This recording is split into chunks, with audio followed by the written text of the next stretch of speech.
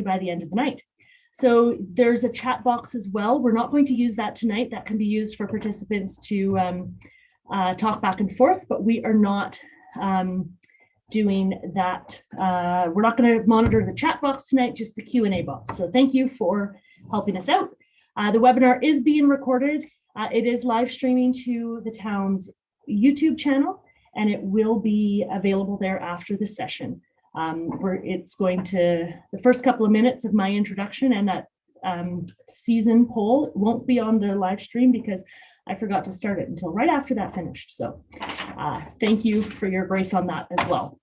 So Dan, I'm going to ask you to share your screen and unmute yourself. And then you can get started going through the designs, please. Sure. Thank you, Laura, and welcome. Hello, everyone. I'm super excited to be here with you and share some of the things that we, together with the town and the county, have been working with over the past year. And I have to admit, I have done some of these open houses in the digital format, and I'm kind of split on them because there are some fantastic things that come out of the digital platform.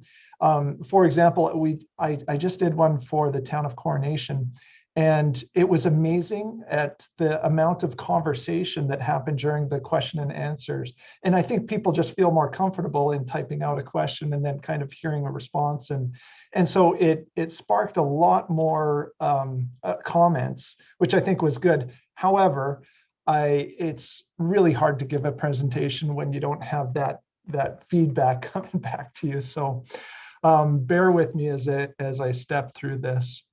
As you guys are well aware, the existing airport terminal is past it. It's reached the end of its life. The existing footprint of it is 1,800 square feet. The existing building has 2 stories. However, the basement isn't really utilized at all. I think they store some stuff under there and have a little bit of equipment there. But that's kind of the existing building, and it needs to be either replaced or severely renovated. So as part of an ACP grant that was given to the Rocky Mountain House, and in consultation with the Airport Commission that was started, we've prepared 3 different options and layouts for your review.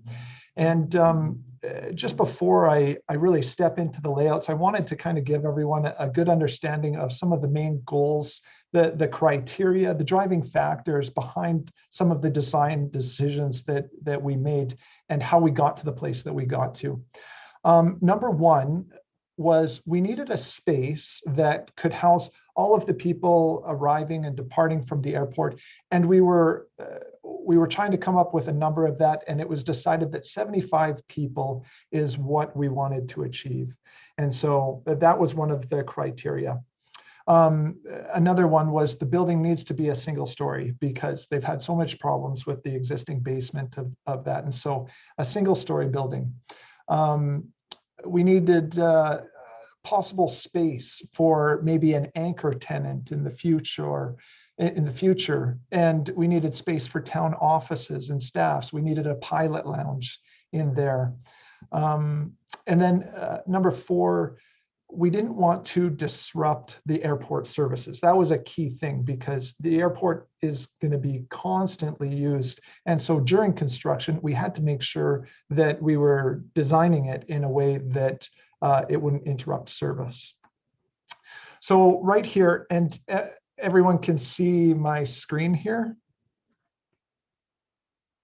And I'm sharing this screen, I think. Okay, Laura, stop me if no one can see my screen. But here, I wanted to talk about, first of all, the first building, or the first drawing that is represented. I call this the comparison drawing.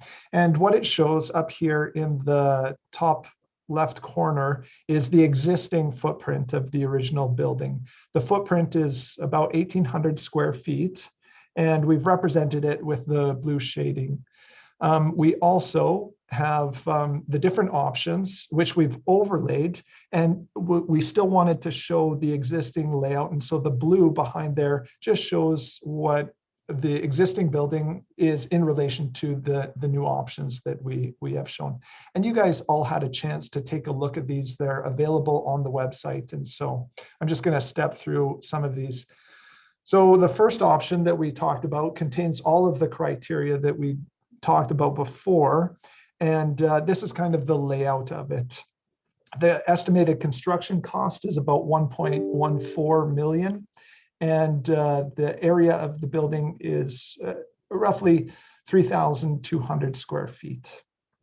So that was option one. And I'll talk more about the layouts in just a little bit. I'm just going to run through the comparison right now. Here we have option two.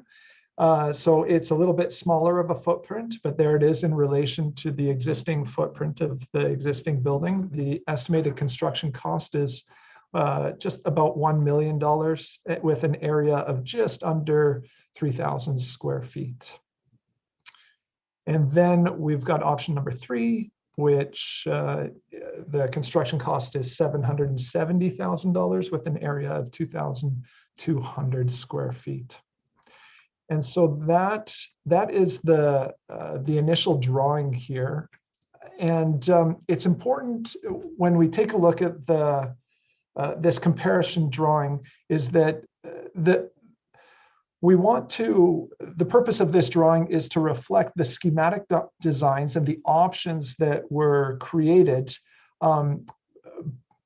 but still understanding that it is only a schematic design. And so the cost estimates that we're showing here could be varied. They're class, they call them class D cost estimates, and they could be varied by plus or minus 25%. But the important thing to take away from this drawing is the size and the space in relation to the existing building and in relation and comparison with the other options that we have here. So that's really the main thing that we want to take away from this drawing. I'll step right into the different options. So this is option one, and I'll talk a little bit about the layout of this building. So this one had all of the criteria that we talked about before. It has a large main area to accommodate 75 people. This is kind of the parking area down here. If we did have a north arrow. So north is to the left side of the page. And so the top side is where, that's where the runway is. And then the bottom side is where the parking lot would be. And so we've got a large open space for people arriving and departing on their flights. We've got large bathroom facilities because that was one of the things that we discussed when people come off of a flight. Everyone needs to utilize the facilities there. So we made sure that that was an important piece of it. We have a pilot's lounge. We have 3 offices in this format. And we have a boardroom or a classroom or a meeting room and a little wet bar or a refreshment station right here with a refrigerator, a sink, microwave. And then we have a mechanical and janitorial room. So that's option one. The general construction of the building would be a wood construction. And I'll just flip to some of the other layouts. The exterior of the building, we were thinking of having some cementatious siding. As you can see here, it features a large main entrance with clerestory windows. And that the purpose of that is to bring in some natural light. The main waiting area, or the roof over the main waiting area, has a pitched roof system, and that kind of adds dimension and architectural features. And so it draws you right to that main entrance on either side, whether you're coming from the parking lot or whether you're arriving or departing from your flight. The following pages here gives you a 3D representation of what the building could look like. And again, these are schematic designs. And so this is a representation of what it might look like. Moving right along to option two. Option two is very similar to option one in terms of capacity. So it has the same size of the main area, and it has restroom and facilities of the same size. The big difference that it has here is that it does not have the other two offices and the boardroom and that main refreshment station. And so the big difference on that is that it's kind of taking away the option for like an anchor tenant, for example, like a flight school or something. That was one of the criterias that we were talking about early on that they wanted to be included, but then as discussions continued to happen, we said, well, let's take a look at an option without that kind of programming included in the layout. And so that was option two. And then the exteriors, the renderings are very similar to option one. It's just with that smaller footprint. Okay, so option three, the big difference on this one, it's very similar to option two. However, the initial criteria of the 75 person capacity was reduced. And so we took a look at this and said, well, maybe we don't need 75 people. And this was after some of the correspondence that the Airport Commission had with some of the other public. They said, well, let's take a look at a building a little bit smaller. And so we went back and prepared an option that looked at having a capacity of 40 people. So as you can see here, the main area is significantly smaller than the original area, and our bathroom facilities, we don't need as many because we've got a smaller amount of people, but we still do have the office area for the staff, and then also a pilot's lounge, and then of course the mechanical and janitorial rooms there. And then the elevations and the 3D renderings are again very much the same. It's the same type of construction, the same general look of the building. And that kind of concludes the presentation. It's short and sweet. So Laura, I guess I'll pass it back to you. And I'll share my screen. I'll keep that one up so that as we go through questions and answers, I'll navigate through different parts of the layout. Wonderful. Thank you so much, Dan, for that overview. We do have some questions coming through the Q&A box. Sure. So I'll start at the top and we'll work our way through them. And those that are yours, I'll get you to answer, and those that are not, I'll do my best or take them down to get back. So our first question here says, I hear there were some original designs that were originally tabled from the County of Clearwater. Are any of them represented here? I'm not sure, Kyle, what designs you're referring to. The Airport Commission did in the fall of the year review these designs plus one other, and the one that you're seeing tonight, option one, is the one that the Airport Commission had selected out of those options. So I do hope that answers the question. I know of no other designs that have been brought forward. Okay, thank you. Dan, does the original building size of 1,800 square feet include the basement? No, it does not. That 1,800 square feet is just the footprint of the building. And so you could multiply it by 2 because the basement is exactly the same size. So if you wanted the total square footage, yeah, you would multiply it by 2. The reason we didn't include that in here is because it really wasn't being utilized except for storage. And so, good question. That in fact answers the next question, which is the basement used for anything other than storage? and a supplement one with regarded the water damage from flooding in the basement. Yeah. And there was a big concern because there is over in this side of the existing building, that's where a lot of the electrical equipment is and some of the radio equipment.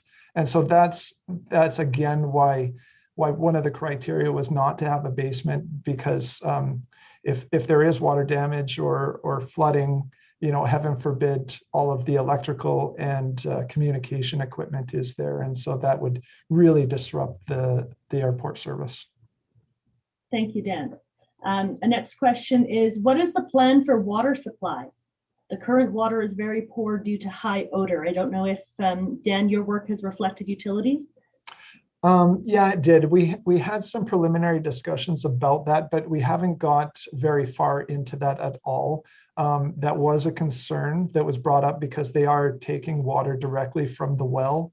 And we bounced around a few ideas of having some sort of treatment system, although right now, I don't think we're not looking at a very substantial treatment system. So we'd have to take more look into that, and certainly we'd be looking at that as the design continues. Thanks, Dan. The next question, 5 female toilets is ridiculous considering that 90+% of the users will be male. And there are 2 there existing now, and never in my 20 years of using the airport have seen a lineup for the toilets except during an air show when there are 5,000+ people there.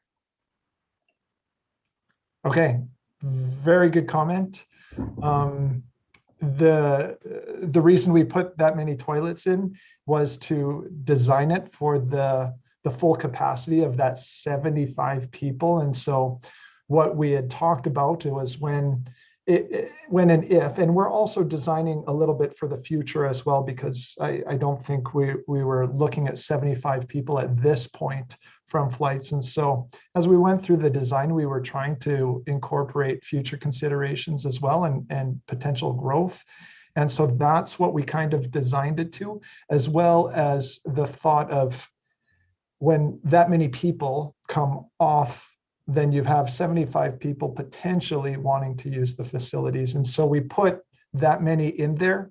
Can we take some out? Absolutely. And as we go into further design, those we'll have more of those discussions. And so it's a good point to bring up, and I appreciate it. And as we move further in design, for us to remove a toilet or something like that is quite an easy process as we go through the detailed design.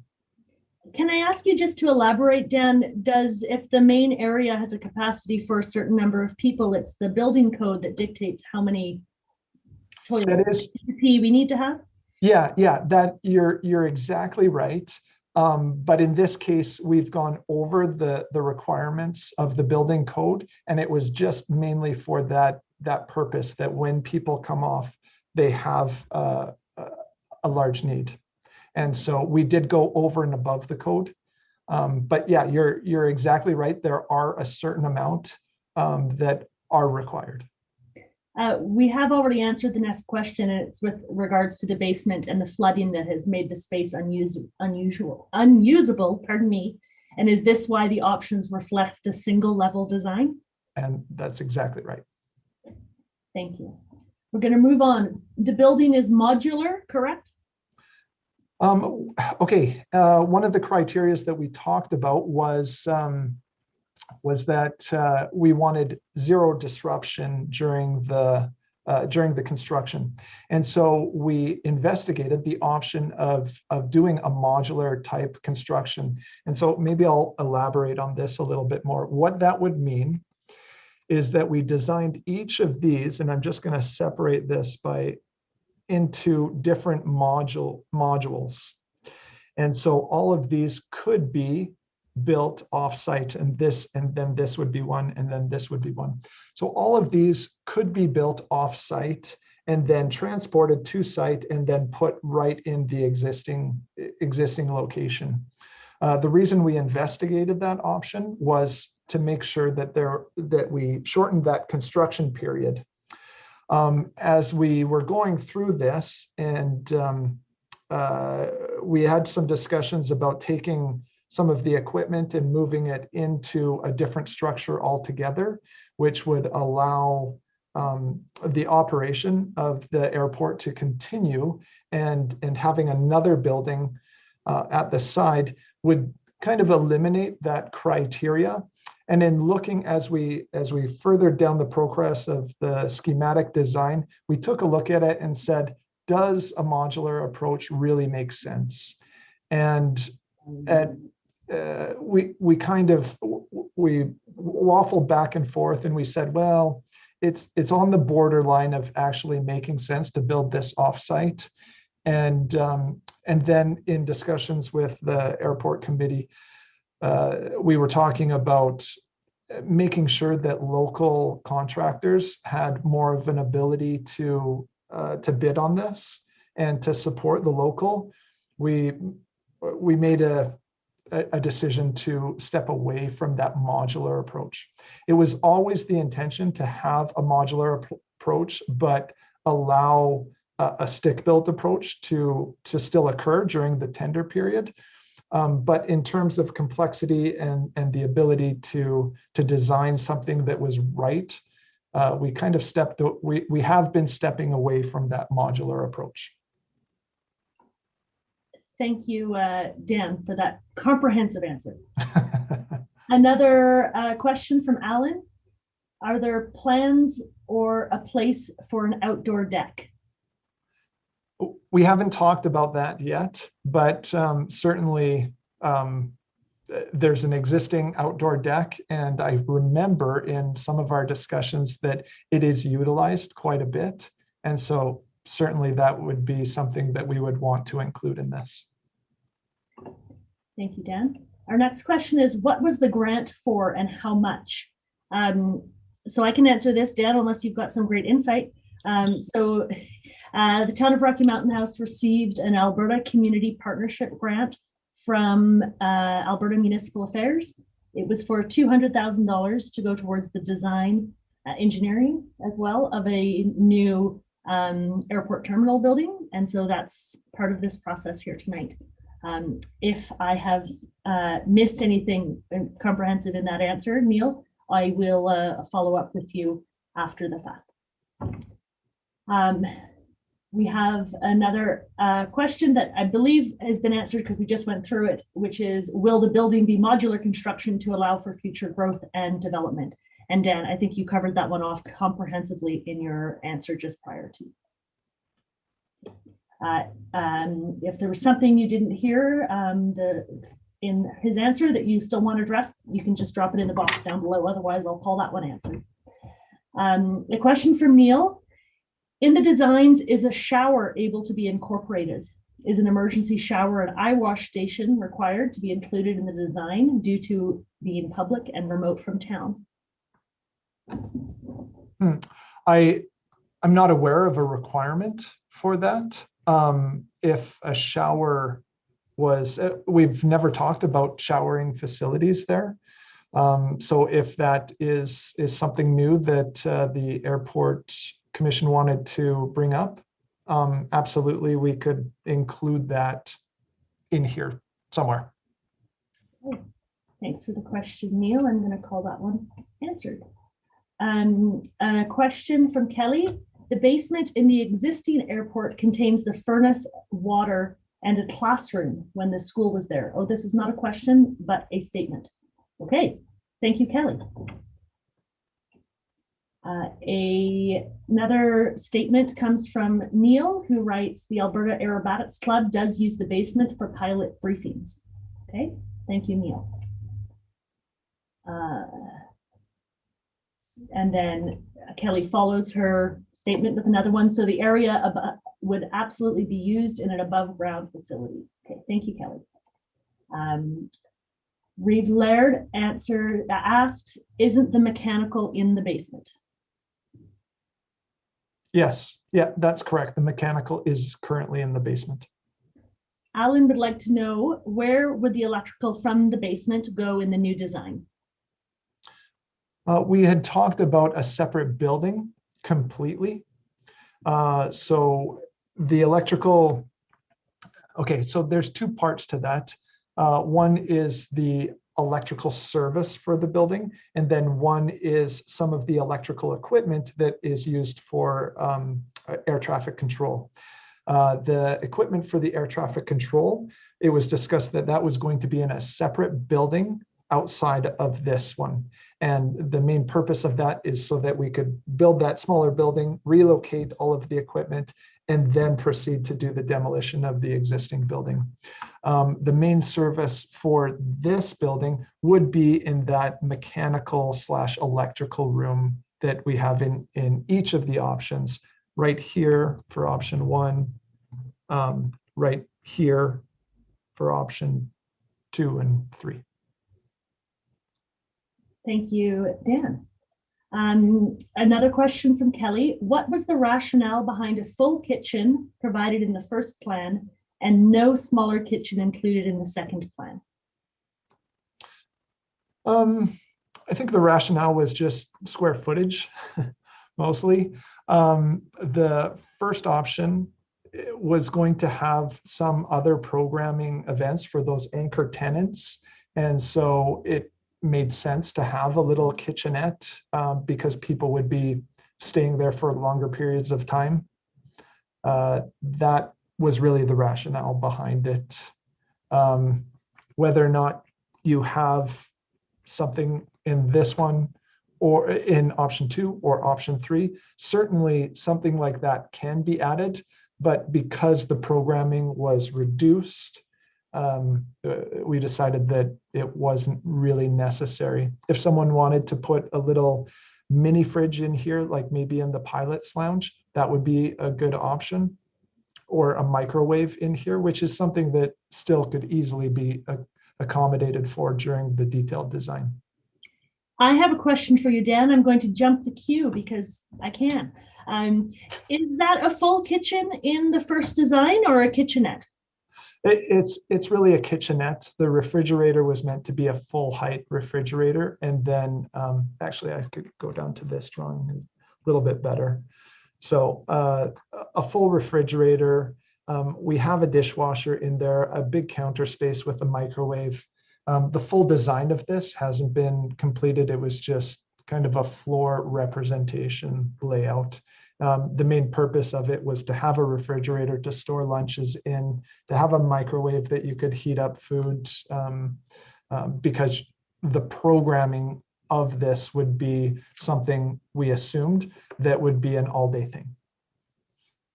Thanks, Dan. Sorry for everybody for jumping the queue. Another question, if future growth is greater than expected, is the building design such that an addition can be added? That's a good question. Maybe I'll answer it this way. Certainly, anything can be done.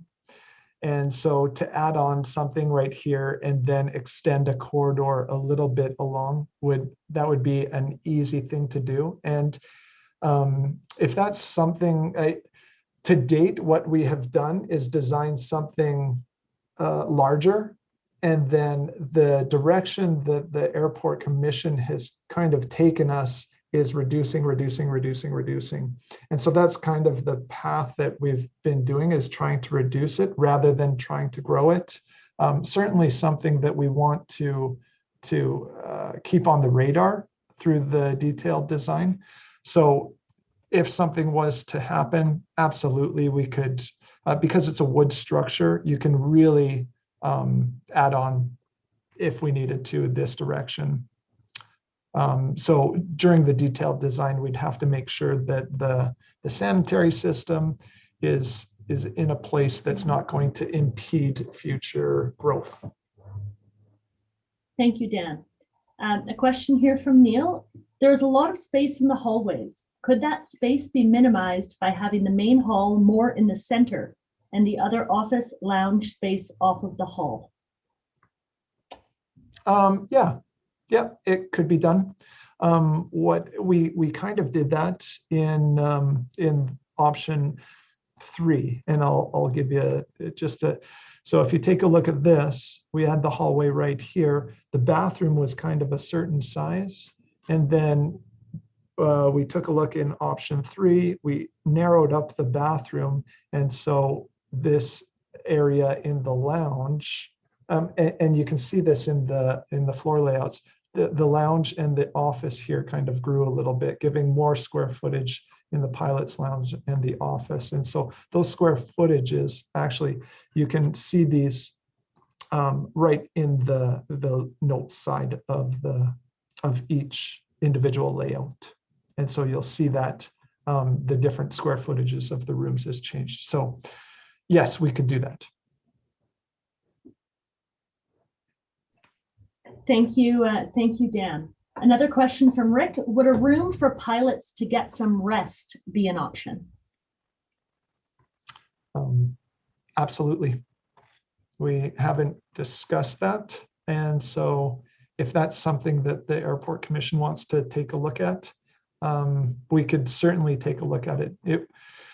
It would mean we'd have to take a look at the layout a little bit more and figure out how that works.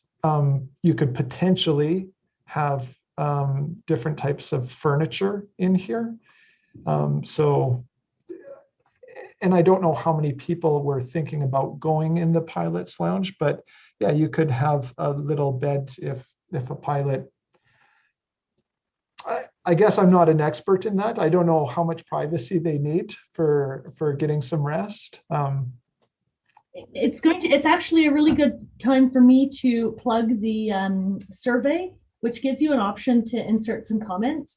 And so if anybody who's on the call this evening has comments to that effect and would like that to be considered, then that's the ideal spot to put it in. So we've got a written record of that. So thank you, Rick, for the question.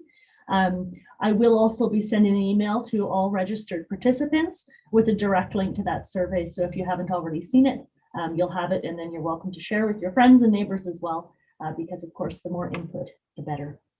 I'm going to move on to our next question. Thank you, Jersey. How was the number of people, 75, established, and why? That would require the airport to handle transport category aircraft. Airport is not certified to do so. So I don't have any knowledge on that. Dan, do you? Is this one we need to circle back to offline, perhaps? It was in discussions at the very outset of the project, and the committee kind of came to that 75 number, and they tried to balance future growth. I remember us talking about when oil was up at $100 a barrel.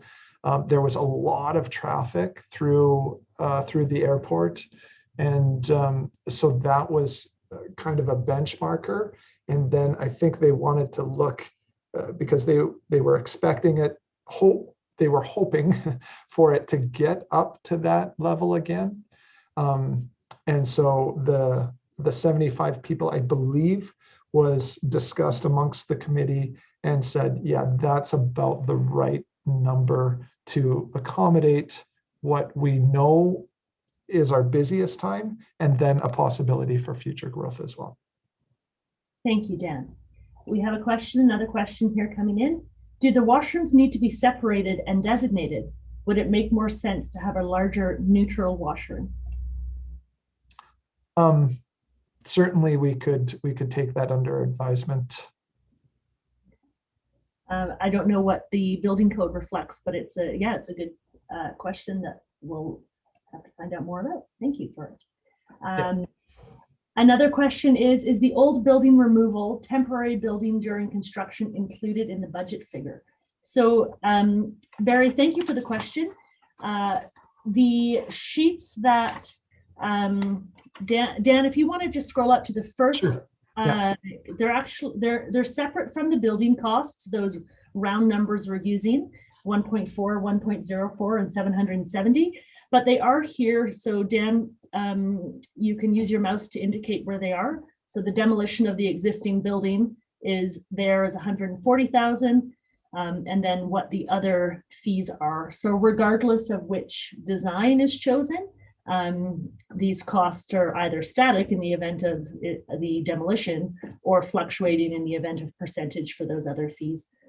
So yes, they're accounted for, but they are separate from that building cost figure that that Dan was talking about for each option. Pardon me, 1.14, not 1.4. That was a misspoke on my part. Thank you, Barry, for the question. Patrick, are the town or county anticipating engaging in an anchor tenant? Has there been an interest shown? If the probability is low, then the speculative expense is probably not justified. So thank you for the comment, Patrick.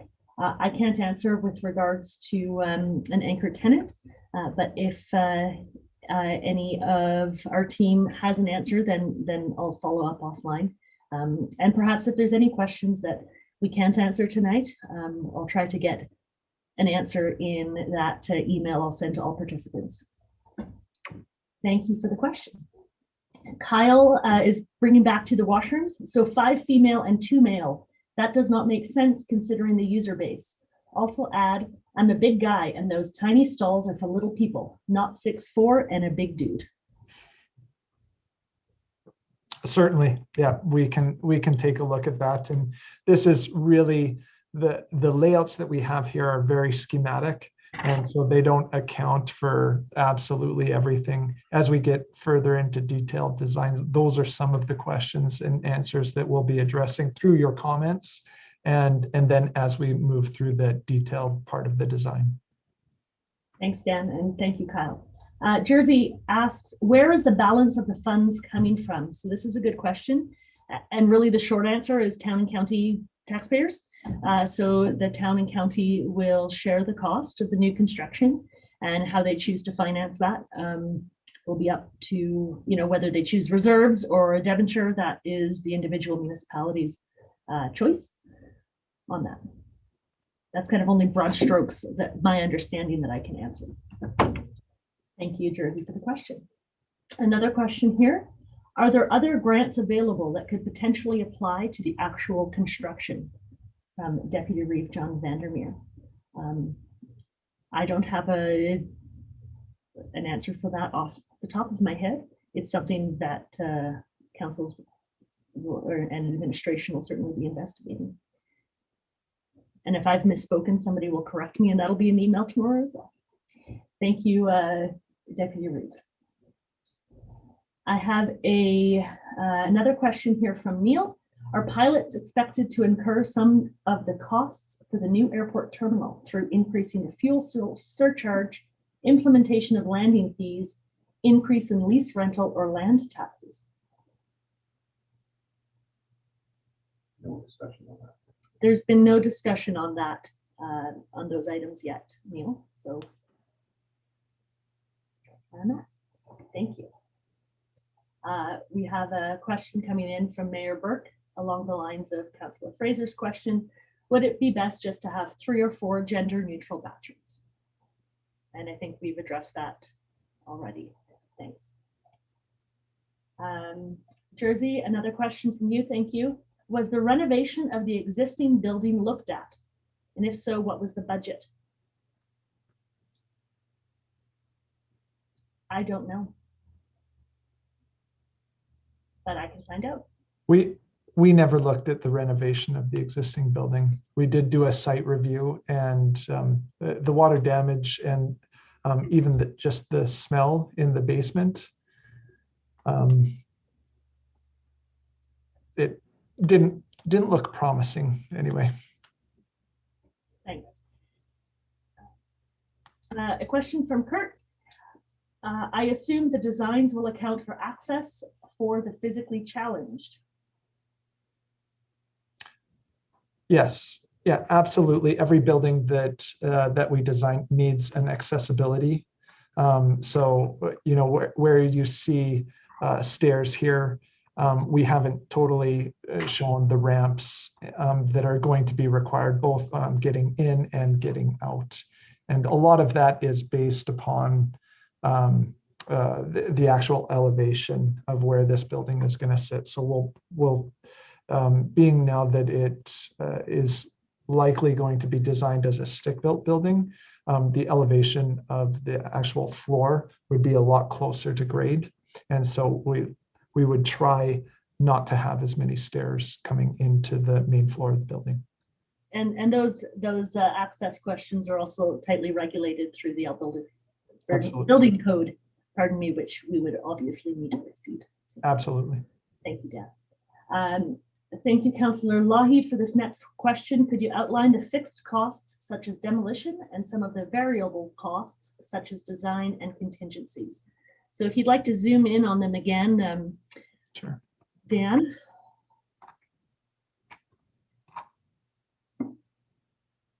There they are. So we have demolition of the existing building, $140,000. Extra work allowance is 20% of construction costs.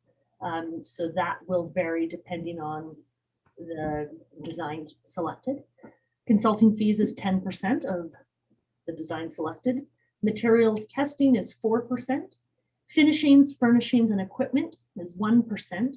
And then the relocation of tower and communications is actually 10,000. I got that figure after this presentation was put together. So those are the costs,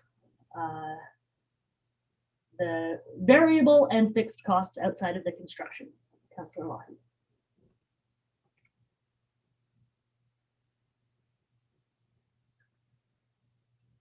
Another question from Kyle, and I think it's beyond my means to answer. Dan, I don't know if there's anything in here that you could. The county has means to pay for this project without having to dip into any special unicorn money.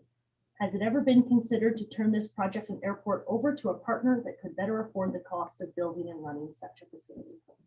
So thank you for the comment, Kyle. Very much so tonight's session is focused on the design options that have been prepared for our consideration. But once again, I'd like to direct you to that survey where it's a great place to put your comments in, and then they can be addressed more fulsomely than a virtual open house between the engineer and your communications coordinator. But thank you very much for the comment.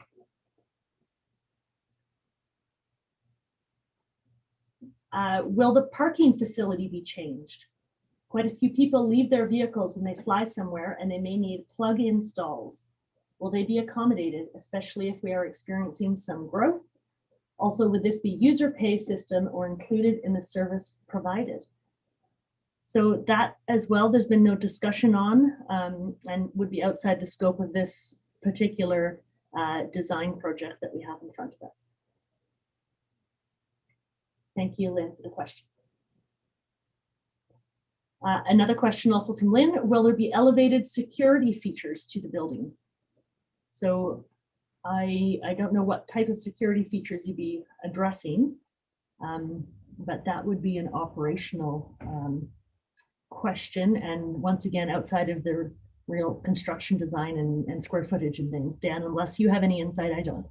Well, we would certainly put door contacts in and if it's needed, a security system. The early discussions that we had is that they've really never had any issues with either vandalism or theft in the building. Thank you, Dan. Reeve Laird, essentially the current terminal building is 3,600 square feet, and any other options would be smaller in size and would need an additional 350 square feet reduced due to mechanical room, making the largest size option 2,892 square feet. Please confirm.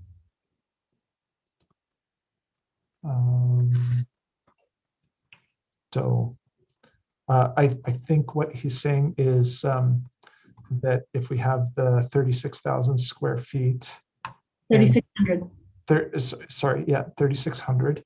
And then you take off the mechanical rooms here, which we don't know what that square footage is, but taking off this square footage, then we'll only have an effective amount of, like, I think all you're doing is taking the 32,000 square feet here and then subtracting the mechanical room right here, if this is correct, the 169 square feet.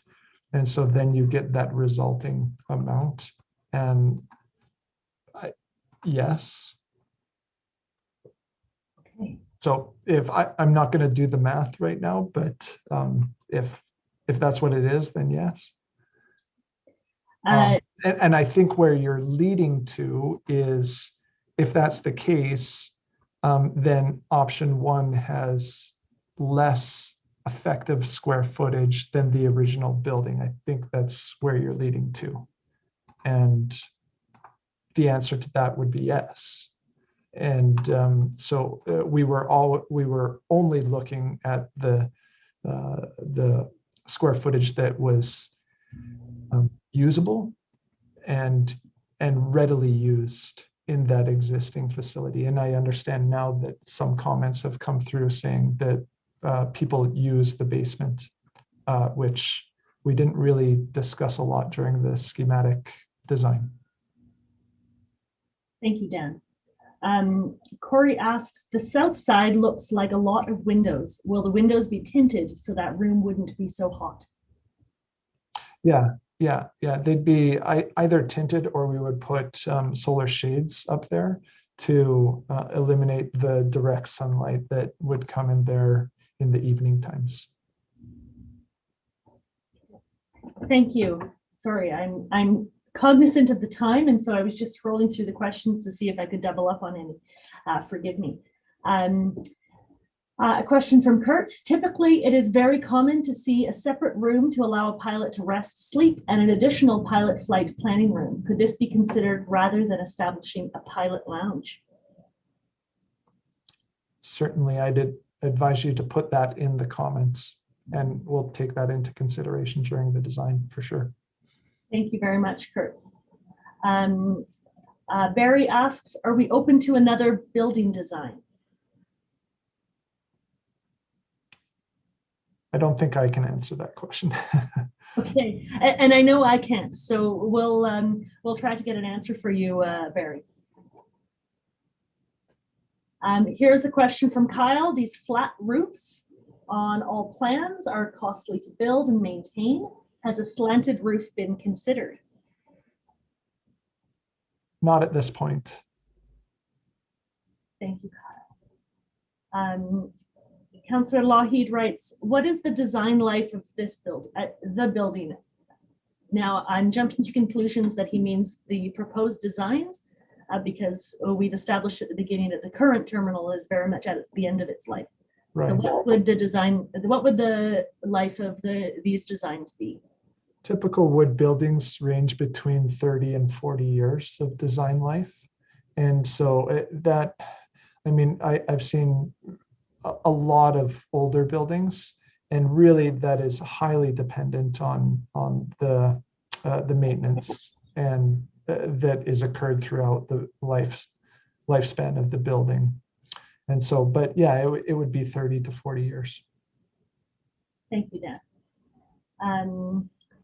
Has there been any consideration to solar panels on the roof? Not at this time. However, it's something, especially with a flat roof, that it's quite easy to do, and even with a pitched roof as well. We haven't talked about solar panels. I know that there are, they were talking about some grants for solar panels coming up in the future, and I think COVID kind of delayed a bunch of grant opportunities for the solar systems, but certainly something that we could look at. Thank you, Dan.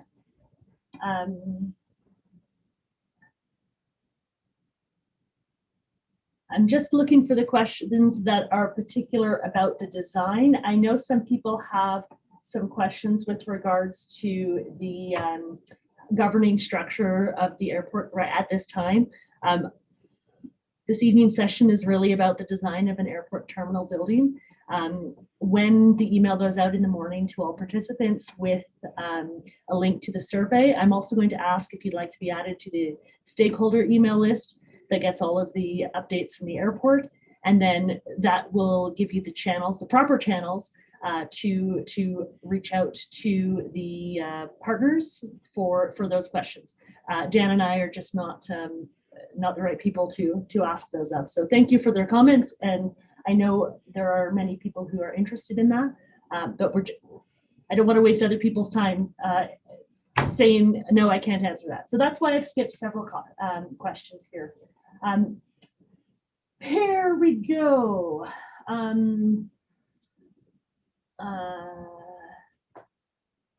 Barry writes, can I offer my opinion on a different design and some ideas on a temporary terminal on this forum?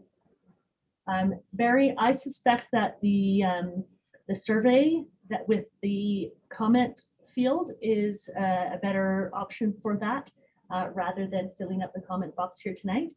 And when you do fill that out, certainly include your contact information. There's a field for that. And that way people can get back to you if there's any further questions or communication to be done there. Dan, does that sound reasonable? Yeah, absolutely. Thank you, Barry.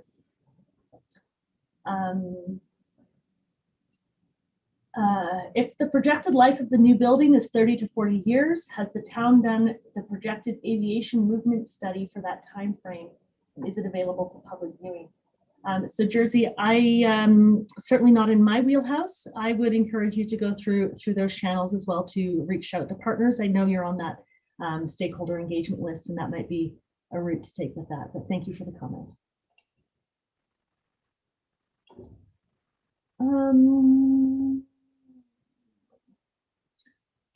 Kelly asks, when discussing future growth in consideration for supporting a school, a flight school, I imagine, if so, would be possible to consult with existing flight schools in Alberta for their needs or interests?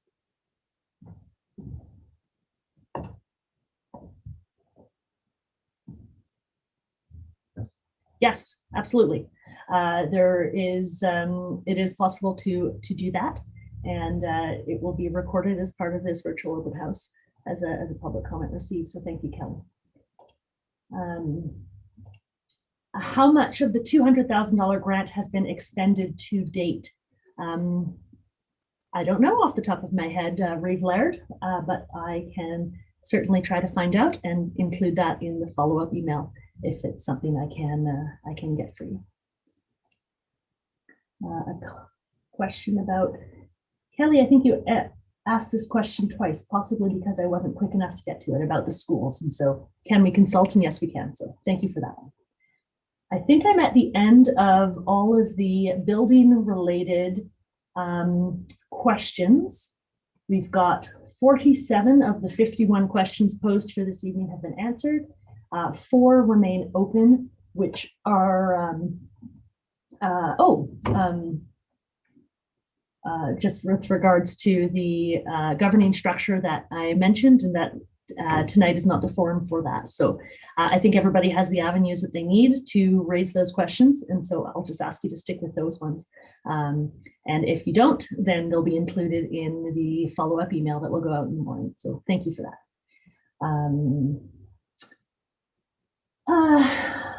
When is the planned start date and completion?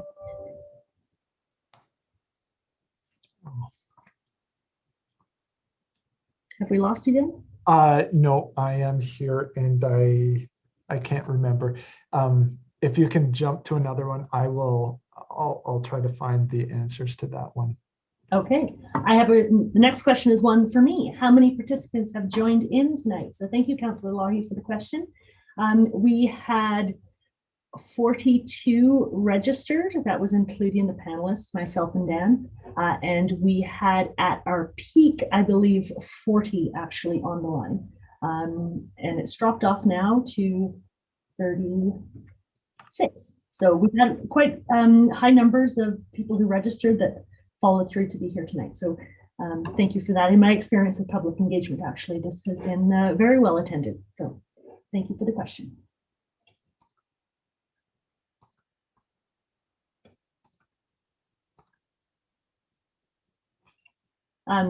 Councillor Auld asks, with the hub of Clearwater County being less than 10 minutes away, would it make sense to have sleeping accommodations at the airport? How would this be justified in the building plans?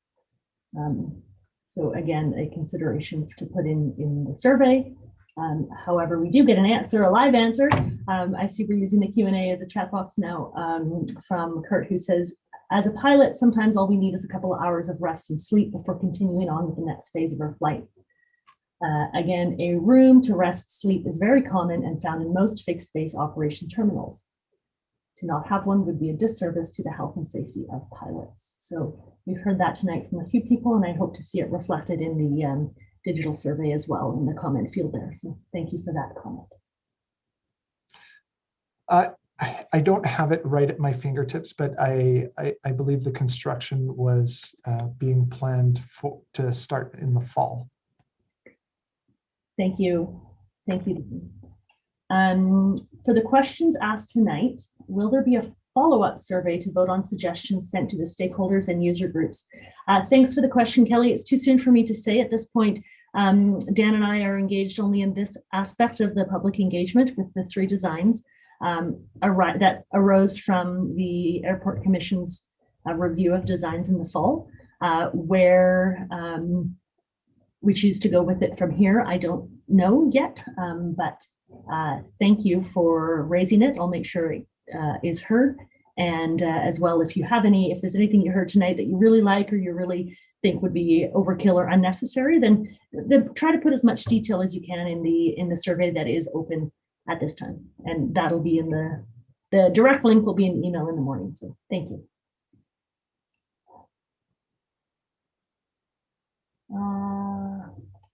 Also a comment, writes Kelly, but thank you so much for your time and the extended courtesy of our input. So you're welcome, Kelly. Dan, thank you for your time as well.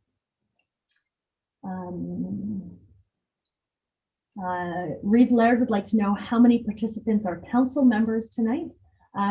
Reeve Laird, I had a look at the registration list before I came on, and I believe we had about 12 council members registered tonight. So that would leave, I'm doing my math, about 30 public members, but knock off myself and Dan. So high 20s members of the public engaged here this evening. So thank you for the question. Councillor Lang would like to know, has research been done to see what other terminals have as far as design in similar sized airports?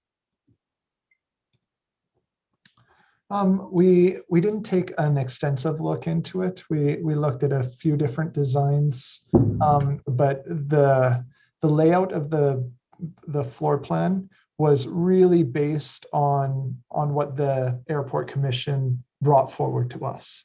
And so that was the main criteria behind the designs. So we didn't look a whole lot at other layouts because other airports have different programming needs as well. And so we really focused on the programming needs of the town of Rocky Mountain House and county. Thank you. Thanks, Dan. I have another question from Kyle. He says, sorry if I missed it already, and I think we did touch on it, but we can respond again. What are the plans to not interrupt service during construction? Yeah, the plan is to have another building that would house all of the airport traffic control equipment. And so we would build that building first, relocate all of the major electrical equipment and the transport equipment into that building, and then we would commence with the demolition of the existing building. Thanks, Dan, for going over that again. So we're a few minutes after 7. Reeve Laird sends her thanks, Dan, so I'll read it for your benefit. Thank you for your very informative presentation. The Airport Commission and respective councils look forward to our findings. So thank you, Reeve Laird, for the comment. And we're getting a few other thank yous, but I believe the questions have wrapped up. And so with nothing else coming in, then I think we'll wrap it up. The link to the survey, it went live on Monday. We heard from some users that it wasn't compatible across all devices. And so this morning, with the support of our web developer, it's the exact same survey, but it is also now available on the SurveyMonkey platform, which nobody should have any trouble tackling that. And so you can find those direct links from the Town of Rocky Mountain House website, as well as the Town of Rocky Mountain House social media channels. And all of those posts have been updated to include the new SurveyMonkey link as well as of this afternoon or late this morning sometime. So if anybody had trouble with the original one, please go have a look for the SurveyMonkey. It's the same content and the same questions, just on a different platform that everybody should be able to use. All right. All we're getting now is thank yous. So I'm going to go before I blush. Thank you, everyone. I genuinely appreciate your participation and your engagement. And to Dan for counseling us that, yes, a virtual open house was doable, he had some more recent experience with it. And so we went with it, and I'm very glad we did. We got to hear from a lot of different people. So thanks for that. Do watch for your email, watch your emails for one from me in the morning with some follow-up links. And then you'll have my direct contact as well if you have anything to follow up and need to get in touch with us. Thank you, everyone. I really appreciate being here on this exciting project for you guys. And with that, we'll call it a night. Good night, everybody.